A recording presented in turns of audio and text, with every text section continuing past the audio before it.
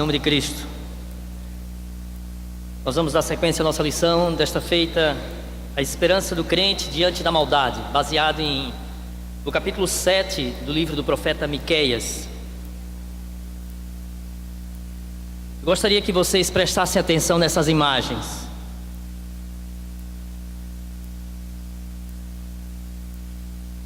Exposição do Museu Santander. E veja as mensagens. Quero chamar a atenção que isso aqui foi uma exposição. Isso que a gente vai mostrar agora aconteceu basicamente dentro do espaço de 30 dias apenas. Essa exposição aconteceu no Rio Grande do Sul. Isso aqui, junto com isso, tinha relacionamento entre 3 homens, envolvendo sexo anal, sexo oral. Tinha relacionamento, zoofilia, relacionamento de homem com animal. Tudo isso numa exposição, chamada de uma exposição de arte. Isso aqui aconteceu agora, recentemente.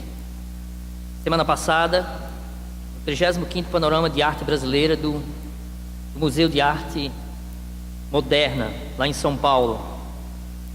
Uma mãe, junto com a sua filha, apalpando um homem nu, chamado de exposição de arte, isso aqui. Isso aqui aconteceu no dia 1º de outubro.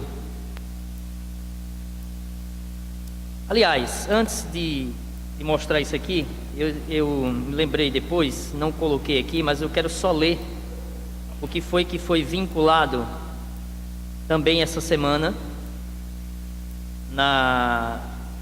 numa propaganda feita pela ONU, uma mensagem chamada de comunicado urgente aos pais.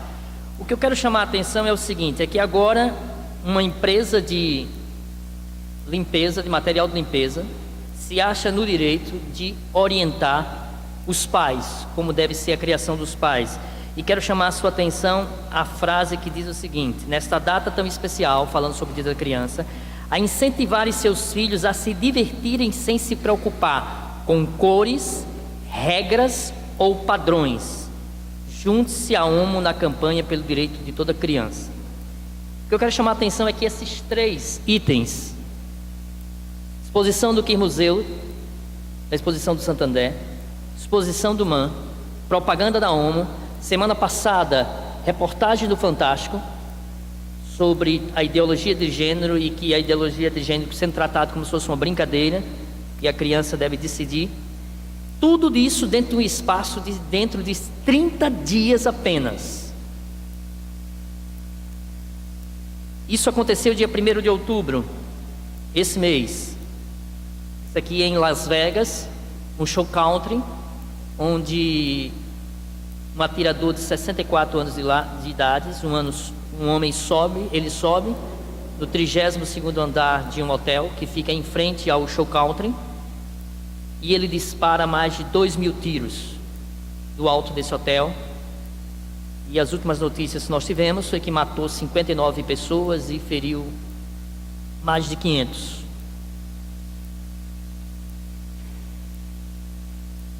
Essa imagem não precisa falar muita coisa, né? Um cachorro pendurado pelo pescoço, amarrado.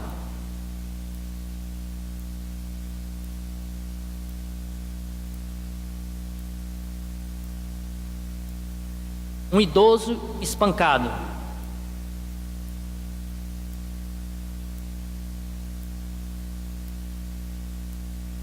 Uma criança espancada.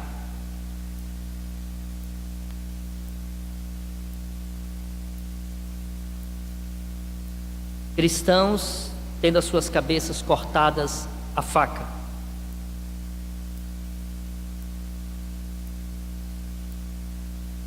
Operação Lava Jato.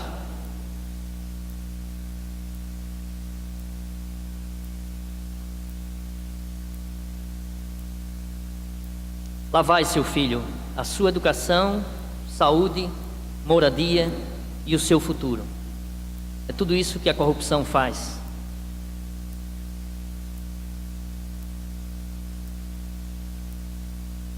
musa da corrupção.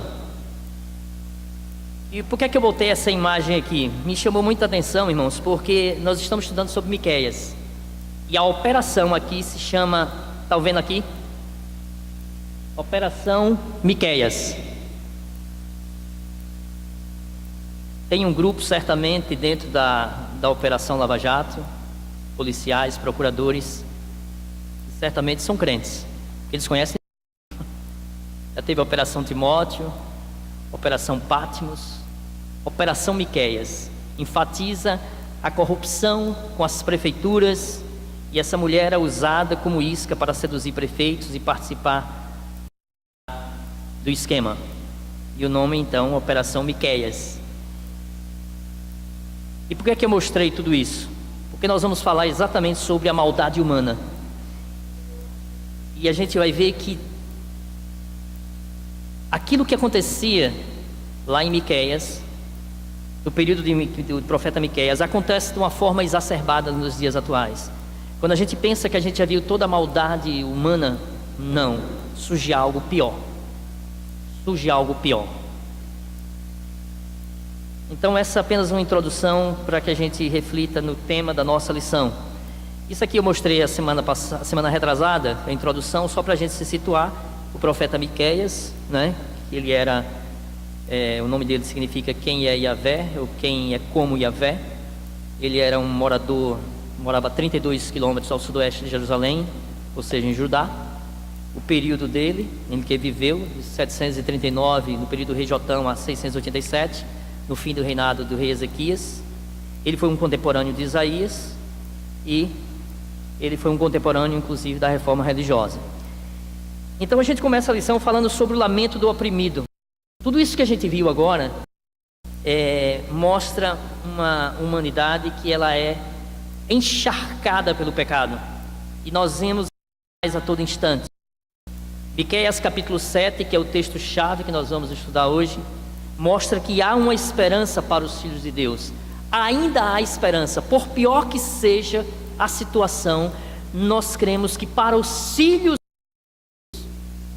entendam, irmãos, eu estou falando para os filhos de Deus, não estou falando para a humanidade caída, mas eu estou falando para aqueles que pertencem ao Senhor. O profeta Miqueias, aqui é um resumo de todos os pecados que ele aponta.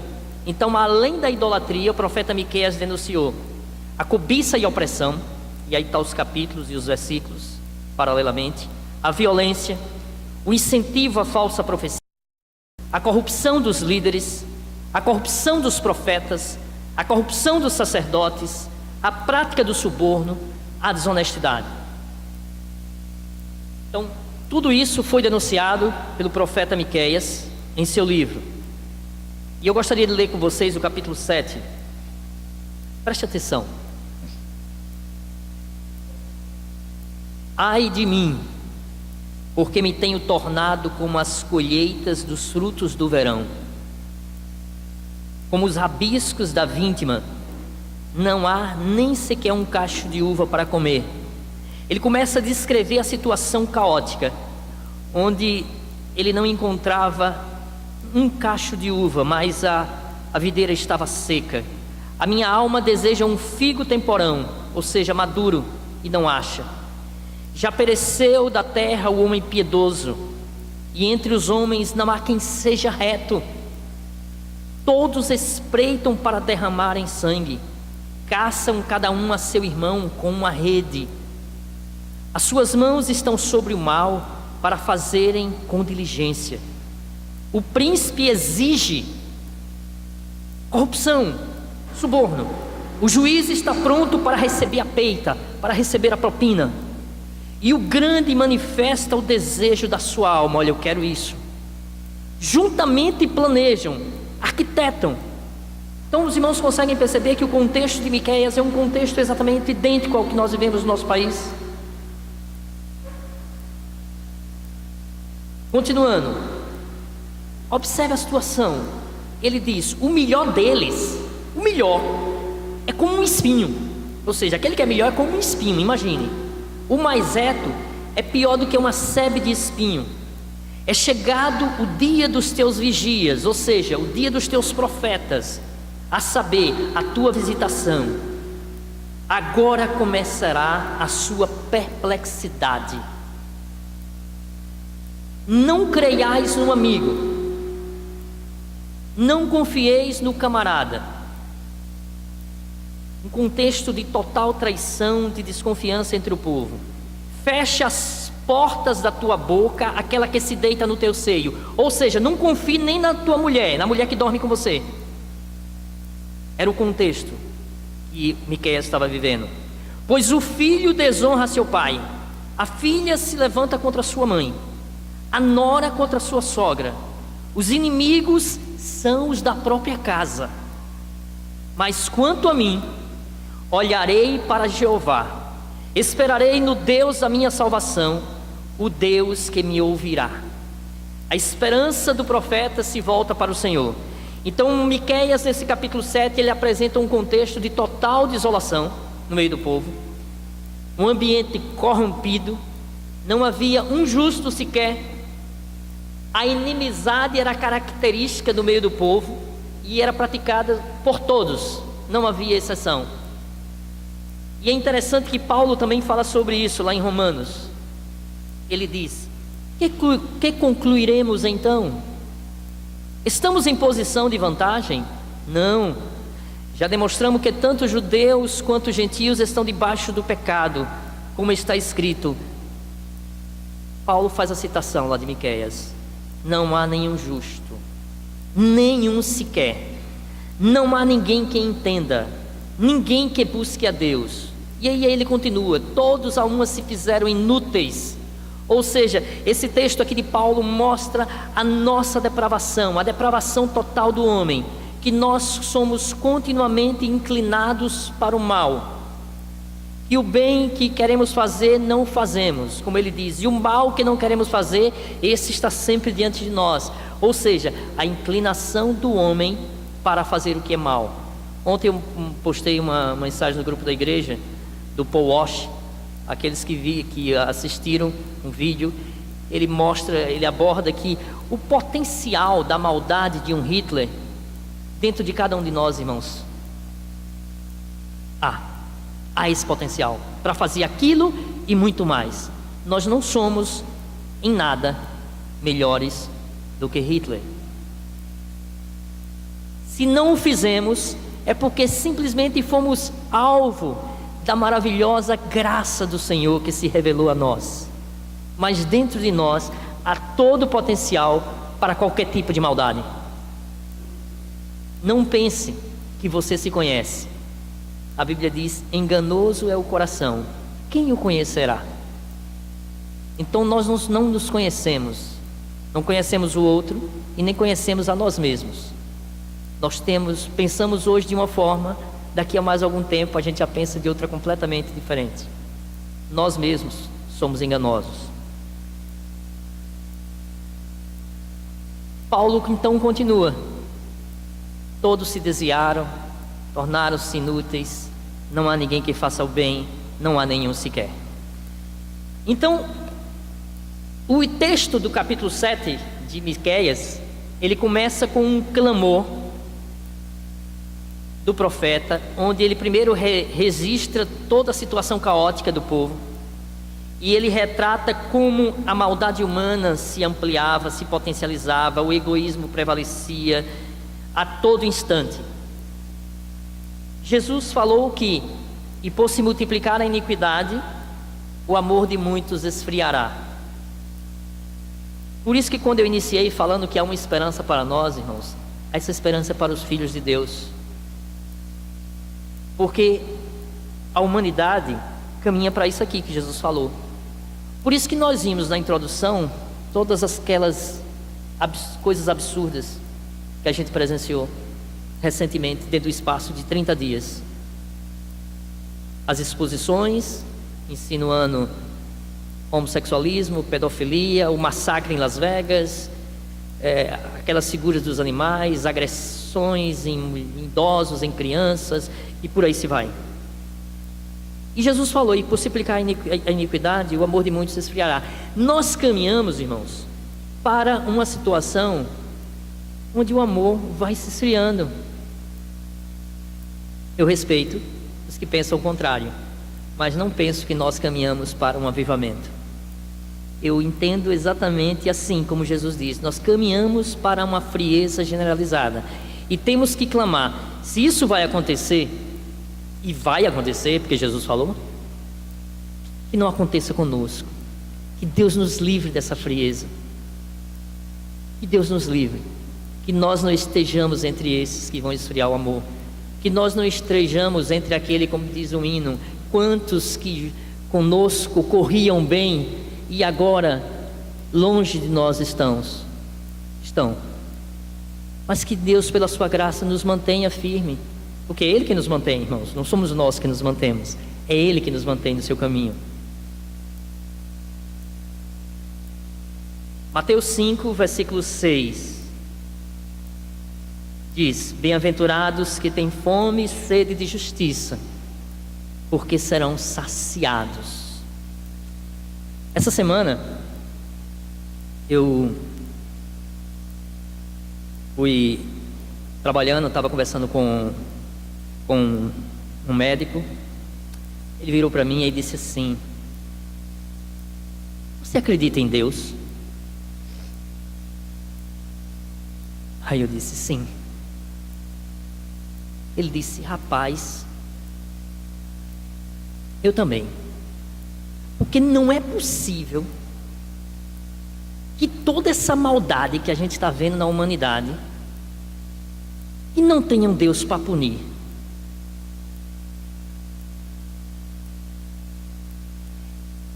Veja o raciocínio dele. A gente vê tanta coisa acontecendo toda semana, porque não dá tempo, né? As notícias, na realidade, são diárias. Todo dia você tem nova corrupção, novo escândalo, é todo dia. Então, o raciocínio dele disse: não é possível. Porque o que está se descobrindo, por exemplo, o que a Operação Lava Jato está trazendo à tona, a gente sabe que isso é o mínimo do que existe no Brasil afora. Ainda bem que está surgindo agora, mas a gente sabe que isso é o mínimo. Então o raciocínio dele ele foi: será que tem pessoas que vão ficar impunes? Não, tem que ter um Deus para punir. Tem que ter um Deus para punir. E eu disse: isso vai acontecer. E aí a gente mergulhou na Bíblia, né? Mergulhou na Bíblia e passamos uma meia hora conversando.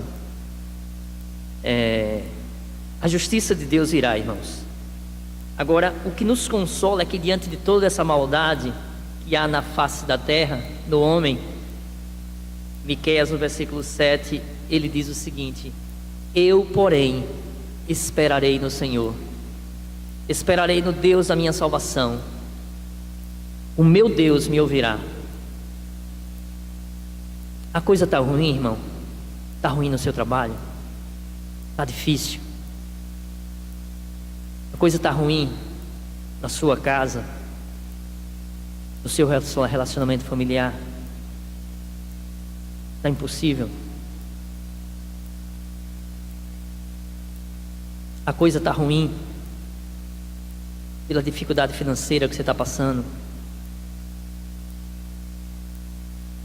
Creia, independente de toda a sua maldade, de todos os seus erros, há um Deus que restaura, há um Deus que muda a situação. E é nesse Deus que o profeta se apega. Ele diz: diante de tudo isso, desse caos, eu esperarei no Senhor, o Deus da minha salvação. Confiança. Um dia o Senhor agirá. Espera no Senhor. Deus ouvirá. Deus do seu alto trono está nos vendo, nos ouvindo. Ele é Pai. Ele tem cuidado de nós, irmãos. Pois não, dona Vera?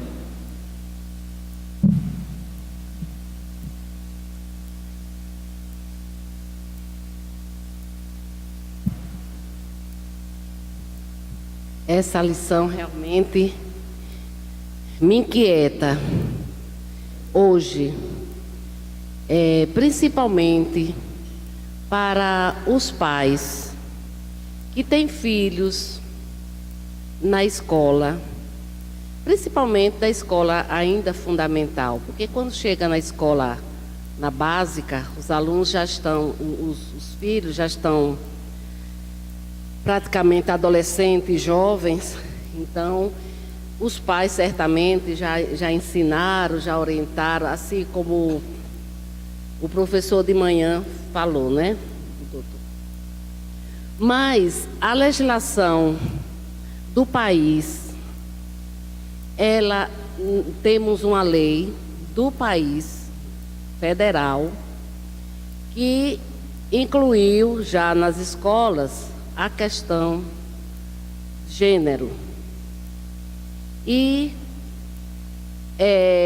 cada escola, ou cada, pelo menos, instituição pública, ela já faz suas legislações internas, seus regulamentos, regulamentando isso aí. A questão do nome social, que um adolescente já pode escolher. Toda essa questão de ideologia. E aí a gente fica muito preocupado, porque os banheiros nas escolas, unissex, ou banheiros que pode entrar, não é qualquer, se ele se acha, ele está livre a escolher o banheiro que ele quer, sem saber ainda das consequências que isso vai causar. Primeiro, na cabeça das crianças, porque mesmo na família, os pais orientam que é menino, que é menina, nasceu menino, nasceu menina. Então, na escola, ele vai ter outro conceito, certo? Isso aí, quando eu li isso aqui, e você explicando aí tá, a cabeça vai ferver, porque está no início. Muita gente ainda não teve conhecimento, não é? Mas nas escolas, nas instituições, principalmente públicas, né, já existe isso. Inclusive, mães, né, já dizendo, numa determinada escola, a professora disse que não brinque com isso, que é coisa de menino e tal, essas questões que são até mínimas isso, né? Mas a mãe já vai na escola questionar que a professora já está ensinando a questão de preconceito ainda, dos preconceitos. Então, essa lição caiu bem. Diante desse mês, como você falou, com tantas notícias, ela caiu bem para a gente discutir esses aspectos, esses assuntos aqui, que são tão pertinentes para os dias de hoje, que muitas vezes a gente não sabe o que vai entrar nessa. Olha aqui, né? Nós somos, enquanto seguidores de Cristo, temos a Bíblia para nos nortear, mas agora a Bíblia não é a única verdade, não é a verdade. Então, né? Para o mundo, é claro, para o mundo, para mim né? E aí a gente vai ter muitos problemas. Eu passei um vídeo para um pedacinho de um vídeo, eu fui criticada.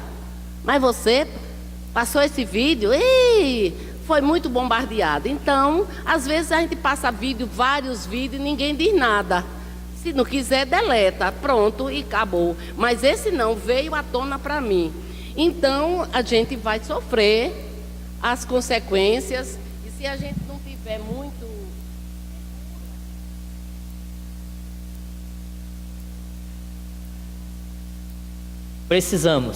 Precisamos estar seguros daquilo que a gente crê.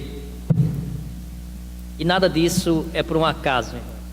Tudo isso tem uma orquestração diabólica, não tenha dúvida disso. Muitos estão decepcionados. Não é o contexto também que a gente vive hoje? Pessoas estão decepcionadas com amigos, decepcionados com parentes, com políticos, com líderes, com pastores e até com suas igrejas, porque colocaram a sua confiança neles, depositaram a sua confiança neles. Mas a gente precisa entender que todos, absolutamente todos, são falíveis. Todos, sem exceção. Salmo 146. Observe o que é que diz aí: não confieis em príncipes, nem nos filhos dos homens, em quem não há salvação. Sai-lhes o espírito, eles tornam ao pó. Nesse mesmo dia perecem todos os teus desígnios, todos aqueles seus planos, aqueles seus sonhos, perece de um dia para uma noite. Eu vou fazer isso, vou realizar isso, planejo fazer tal curso, viajar não sei para onde. No outro dia, de repente, tudo pode se acabar. Tudo, absolutamente tudo. A nossa esperança tem que estar naquele que não nos decepciona, o Senhor. Agora a gente sai desse momento de lamento, de registro, melhor dizendo, de Miqueias, e entra num momento de confissão. Olha a confissão que ele faz: não se alegre a minha inimiga com a minha desgraça. Embora eu tenha caído, eu me levantarei. Embora eu esteja morando nas trevas, o Senhor será a minha luz. Por eu ter pecado contra o Senhor, preste atenção, irmãos, nessa parte que está grifada. Por eu ter pecado contra o Senhor, suportarei a sua ira, até que Ele apresente a minha defesa e estabeleça o meu direito. Ele me fará sair para a luz, contemplarei a sua justiça.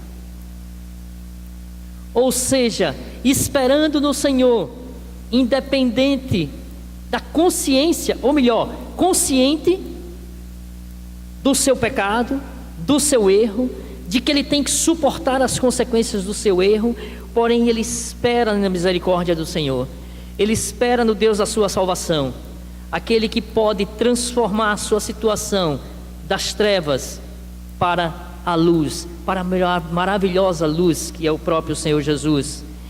Então, primeiro nós precisamos entender, irmãos, que nós merecemos castigos. Nós merecemos castigo. E foi isso que os profetas sempre fizeram. Mostravam o pecado do povo, convidava o povo ao arrependimento e mostrava que a disciplina viria. Então a disciplina não veio por um acaso, e também não vem sobre nós por obra do acaso, mas porque nós merecemos. Segundo ponto, nós confiamos na graça de Deus, pelos méritos de Cristo. Então não é mérito nosso, não é nas nossas obras, não é naquilo que eu sou, naquilo que eu tenho, naquilo que eu faço, mas é baseado no sacrifício de Cristo. Eu espero, confiante no Senhor, porque creio no Senhor Jesus, porque aquilo que Jesus conquistou por mim na cruz, Ele me outorgou, não porque eu mereço, mas porque Ele conquistou para mim, pela sua misericórdia, pela sua graça. Então, ao invés de nós negar os nossos pecados, ao invés do povo de Israel negar o seu pecado, Miqueias entendia que o povo tinha que reconhecer o seu pecado e entender que todo aquele sofrimento que eles estavam passando era fruto das consequências dos seus erros. Então não era imerecido. E a salvação do povo de Israel, dentro do contexto, foi prometido baseado na misericórdia do Senhor, baseado não naquilo que Israel merecia, mas confiado na sua misericórdia. Como a nossa salvação não é baseada em méritos humanos, mas é baseado naquilo que Cristo conquistou por nós. Lucas 19:10. Pois o Filho do Homem veio buscar e salvar o que estava perdido. Consegue entender o que é que nós somos? Um perdido. Era essa a nossa situação. Perdido. Não foi você quem encontrou a Cristo. Foi Cristo quem te encontrou. Não foi você que foi buscar a Cristo. Foi Cristo que veio te buscar. O Filho do Homem veio buscar. É Ele quem vem. Não somos nós que vamos atrás dele. É Ele quem vem. Isso foi desde o Éden, irmãos. Desde o Éden, desde a queda. Quando Adão e Eva, quando eles pecam, eles fogem. O que o homem faz é isso, é fugir de Deus. É Deus quem vem atrás deles. Lá no Éden. É Deus. Pois ainda que o justo caia 7 vezes, tornará a erguer-se, mas os ímpios são arrastados pela calamidade. Isso aqui é Provérbios 24:16. Ainda que o justo caia 7 vezes, eles vão se erguer. Eles vão se erguer. O Senhor o susterá, o Senhor o levantará, mas o ímpio não. O ímpio vai ser arrastado pela calamidade. O justo juiz, irmãos, está para se manifestar, e ninguém escapará do justo juiz. Certamente alguns escaparão, talvez muitos, de Sérgio Moro e de outros, mas do justo juiz, não. Desse justo juiz, não. Ninguém vai escapar. Absolutamente ninguém. Salmo 3, versículo 5, diz assim: eu me deitei e dormi, acordei porque o Senhor me sustentou. A confiança que Deus te sustenta, é o Deus que te ergue, é o Deus que te levanta, é o Deus que te renova, é o Deus que te anima, independente da situação trágica que você esteja passando, independente do conflito intenso que você esteja vivendo, com os seus pais, com os seus filhos, no seu trabalho, com o seu cônjuge. Independente de qualquer coisa, é o Senhor quem te sustenta, quem te levanta. Então a palavra aqui, irmãos, é de ânimo.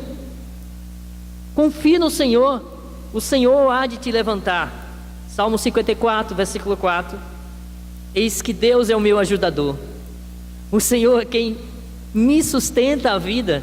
A minha confiança está nele, não está nas coisas aqui temporárias, se acaba, que passa.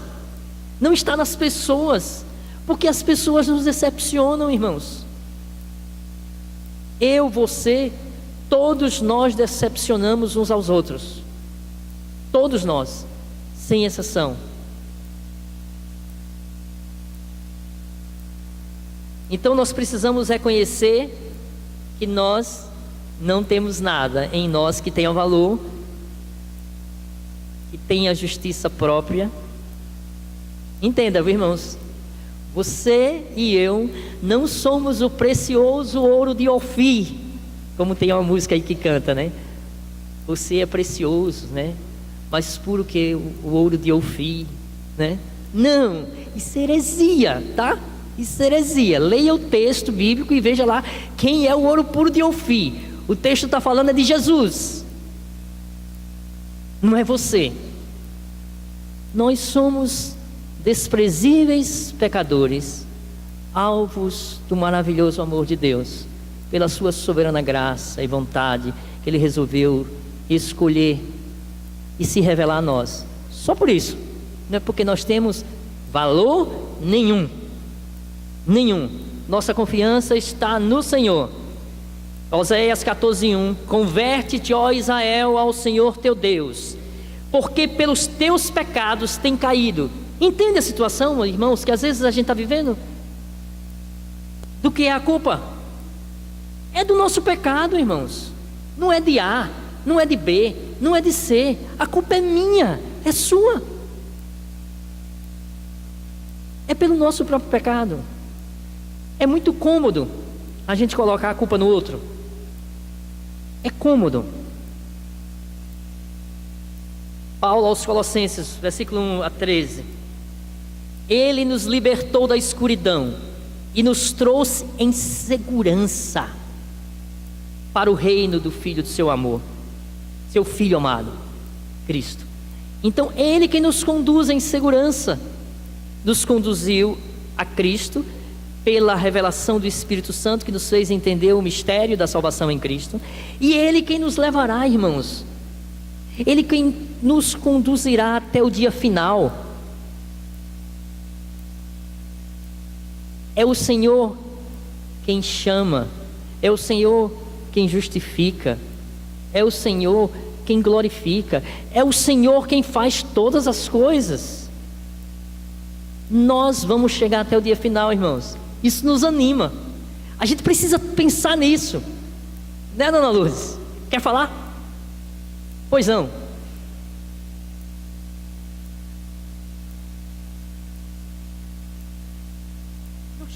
Não chega aí não.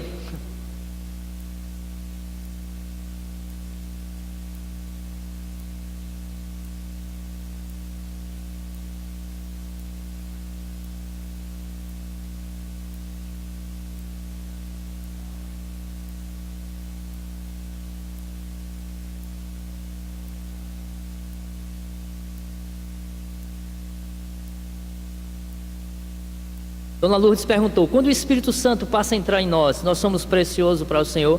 A partir de então, sim. Nós nos tornamos tão preciosos que Deus nos transformou agora em seus filhos. Nós não éramos filhos, nós éramos meras criaturas de Deus. E aqueles a quem Deus chamou, Deus deu-lhes o poder em Cristo, né, de se tornarem filhos de Deus. A saber quem? Os que creem no seu nome. Então, através de Cristo, nós passamos a ser aceito. Então, quando Deus olha para nós, Deus olha para nós através de Cristo. Isto representava a questão da propiciação dos nossos pecados. Por que o sangue tinha que ser lá na lei, no Velho Testamento? Por que tinha o altar da propiciação e o sangue tinha que ser aspergido sobre o altar e o sangue tinha que ser coberto? Todo o altar do sacrifício tinha que ficar coberto de sangue, para que o Deus soberano, o Deus de Israel, nosso Deus, quando olhasse para o altar, ele viria o sangue coberto.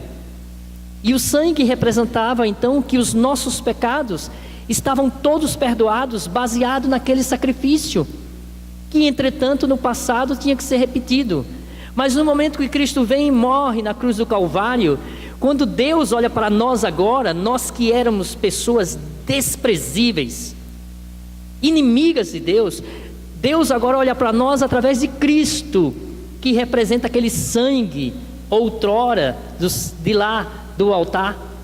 Então em Cristo, por causa de Cristo, nós passamos a ser amados. Tão somente por causa de Cristo, não nada, absolutamente nada, porque há algo bom em mim, em nós, mas tão somente aceitos por causa de Cristo. Deus olha para nós agora pelo olhar através de Cristo. Aí nós somos preciosos por causa de Cristo, só por causa dele, preciosos em Cristo Jesus. 1 Pedro 2:9.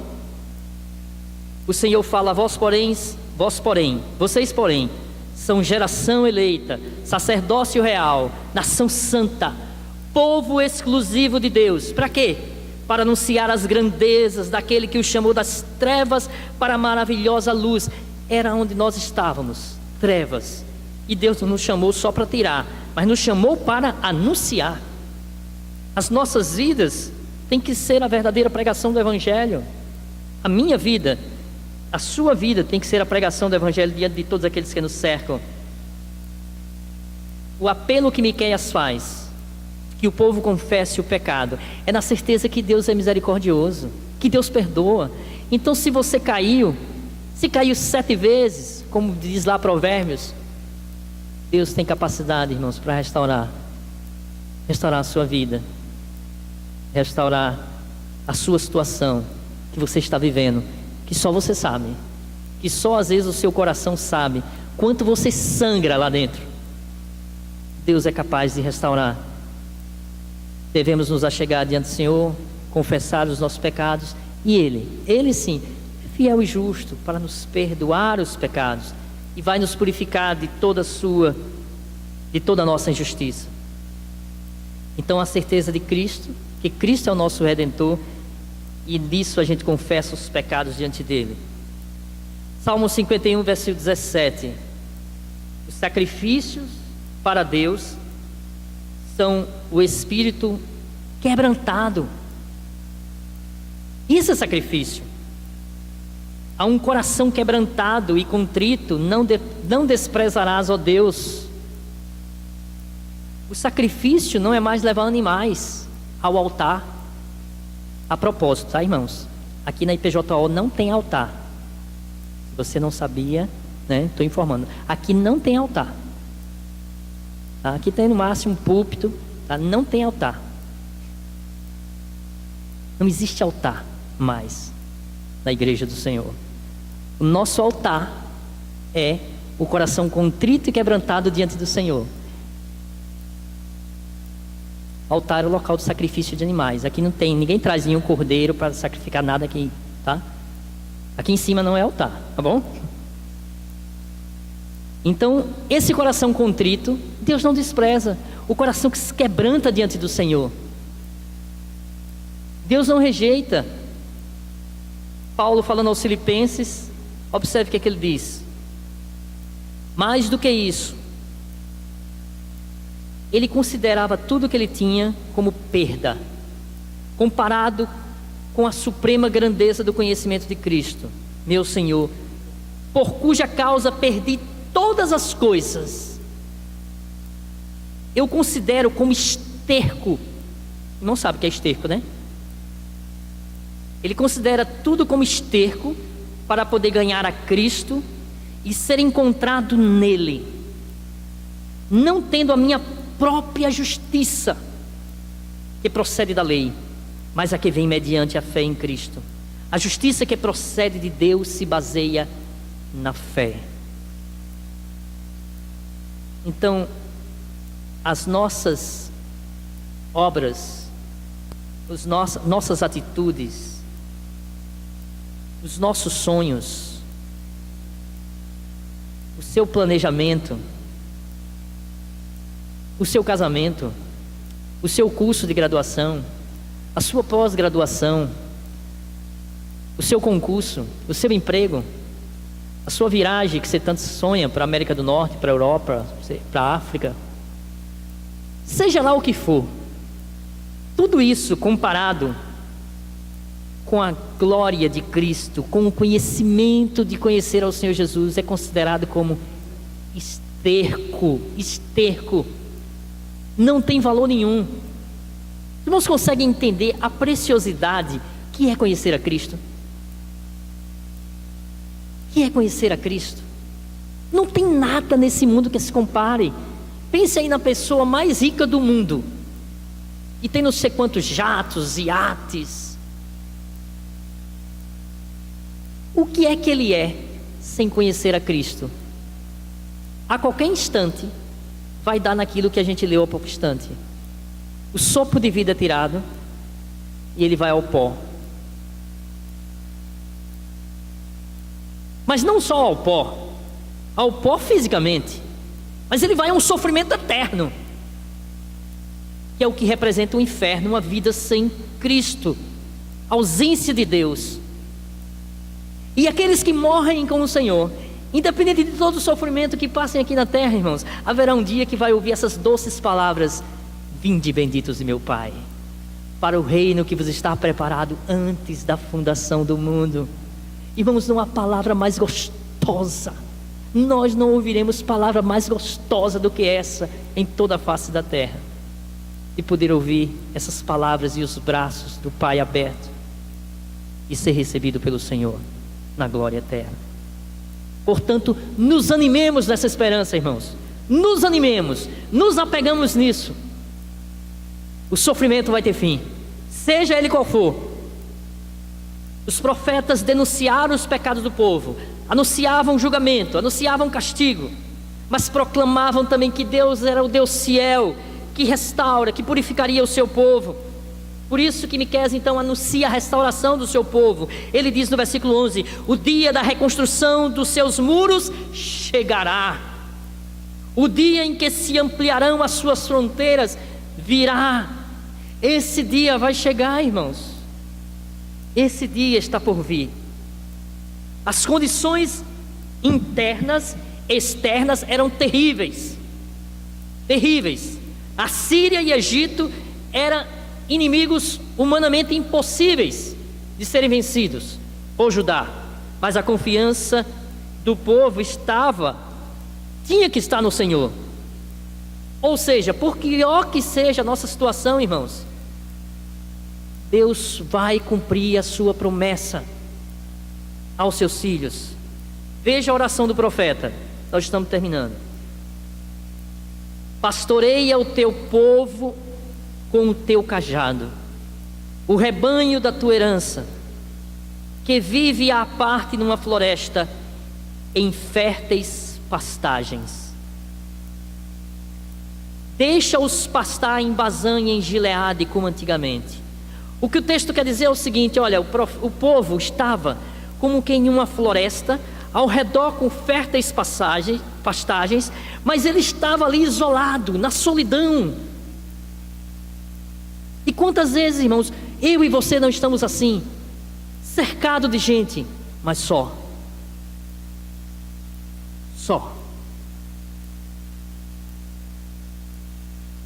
E o profeta clama: Senhor, deixa-os pastar em Bazã e em Gileade, ou seja, nos grandes pastos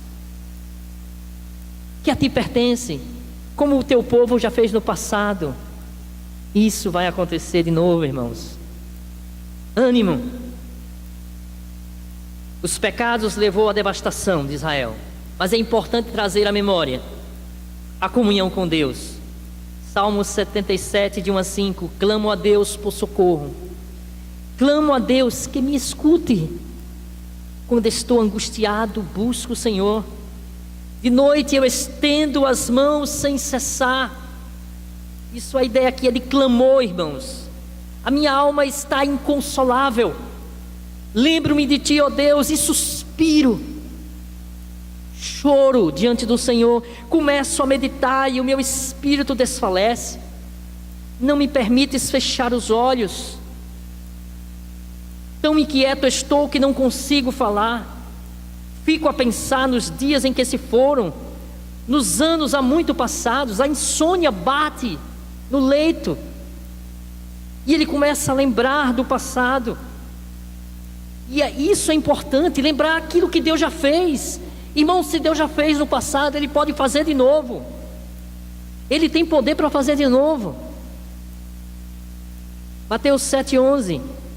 Se vocês, apesar de serem maus, sabem dar boas coisas aos seus filhos, quanto mais o Pai de vocês, que está nos céus, dará coisas boas aos que lhe pedirem. Deus está no controle absoluto de todas as coisas, e Ele sabe cuidar de nós como o Pai que é. Salmo 66, 18, observe aí.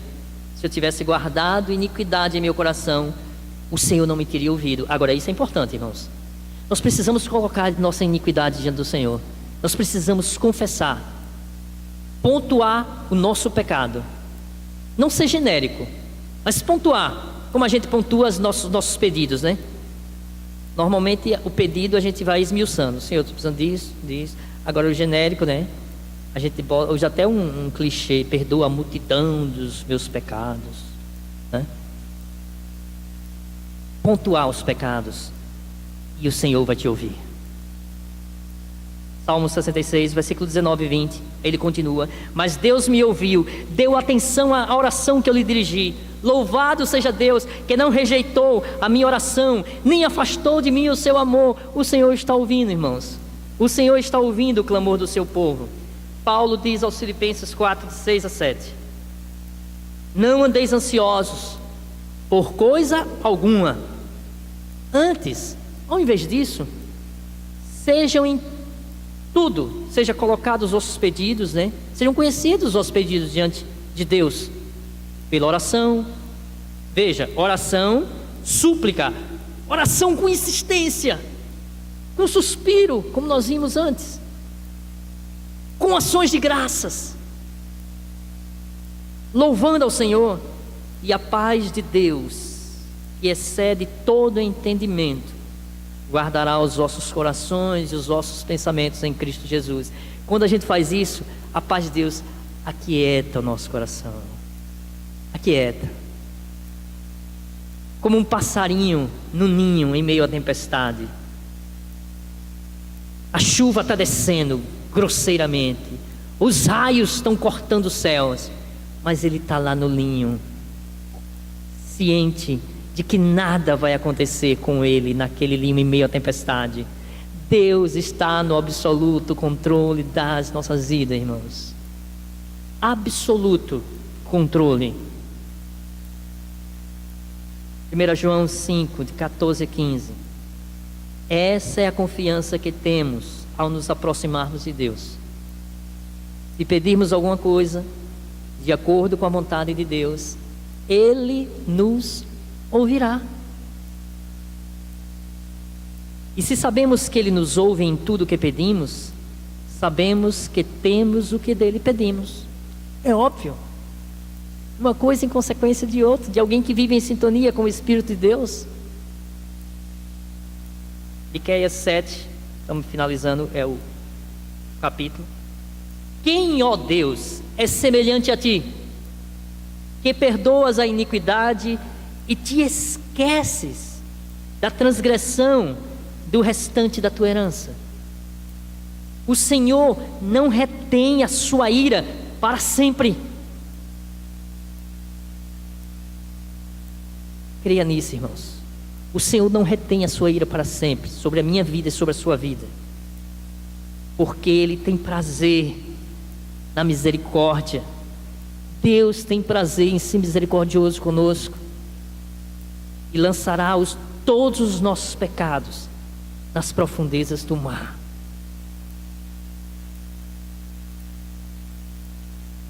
Ele perdoa a nossa iniquidade. Ele não passa na nossa cara o nosso pecado, como nós muitas e muitas vezes fazemos uns com os outros. Mas Ele pega os nossos pecados quando há um arrependimento verdadeiro e lança nas profundezas do mar, no mar do esquecimento.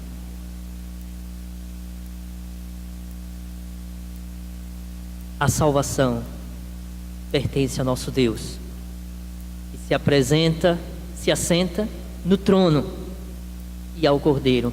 É do Senhor. Essa passagem aqui diz que alguém está sentado no trono, irmãos. Alguém está no controle de todas as coisas. O universo não está correndo frouxo. A sua vida não está correndo frouxa. Há alguém no controle. Concluindo, mesmo afligido, o crente deve firmar-se na grandeza e misericórdia de Deus. Mesmo no sofrimento,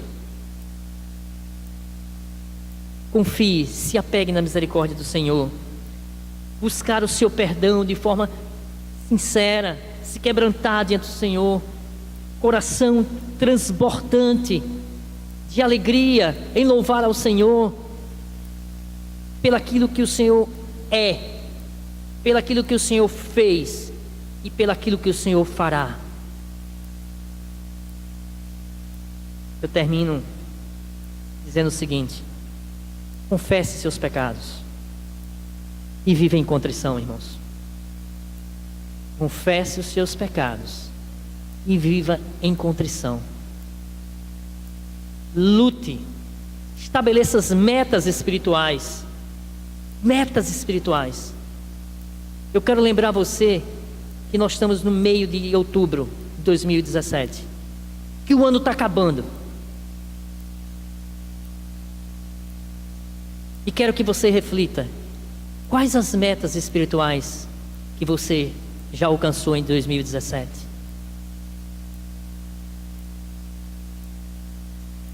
Se não alcançou nada, irmãos, de tudo aquilo que você talvez tinha prometido no dia 31, no culto de entrada de ano novo, está na hora de correr, Está na hora de rever as suas atitudes. Está na hora de correr ao tempo perdido desses 10 meses que se passaram. Não importa quanto você caiu, você tem um Deus que te levanta. Ainda que o justo caia 7 vezes, o Senhor te levantará. Então levante-se, em nome de Jesus, levante-se. Que Deus nos abençoe. Rodrigo, você pode orar por nós?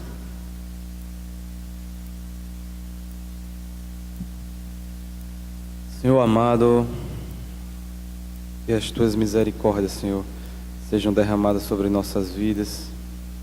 Que o Senhor nos fortaleça, Pai, para caminharmos nesse mundo, Senhor, com a tua força, com aquilo que vem do alto, Senhor, porque muitas vezes nos falta, Senhor, a esperança, nos falta o vigor, mas tudo isso, Senhor, nós só encontramos em Ti, que é o nosso único e verdadeiro Deus. Ó Pai, entendemos, ó Deus, a maldade desse mundo, Senhor, e muitas vezes ficamos perplexos, Senhor, com as coisas que acontecem ao nosso redor. Dai-nos força, Senhor, nós que somos o Teu povo, a quem Tu amou, a quem Tu amas, a quem o Senhor resgatou de multidão de pecados, Senhor, e que possamos ser encontrados fiéis diante de Ti, como testemunhas, ó Deus, para esse povo maldoso, Senhor, que vive ao nosso redor. Fortalece a nossa igreja, Senhor, abençoa o nosso pastor, abençoa os nossos presbíteros, nos ajuda, Senhor, a sermos encontrados fiéis, dedicados à Tua obra, Senhor, e que a cada domingo possamos aqui aprender mais de Ti. Conduz, Senhor, essa comunidade, conduz essa igreja, conduz o Teu povo que aqui se reúne, Senhor. Vem nos abençoar e que mais tarde possamos estar aqui para entoar cânticos e louvores ao nosso Deus. Nos leve em paz em nome de Jesus. Amém.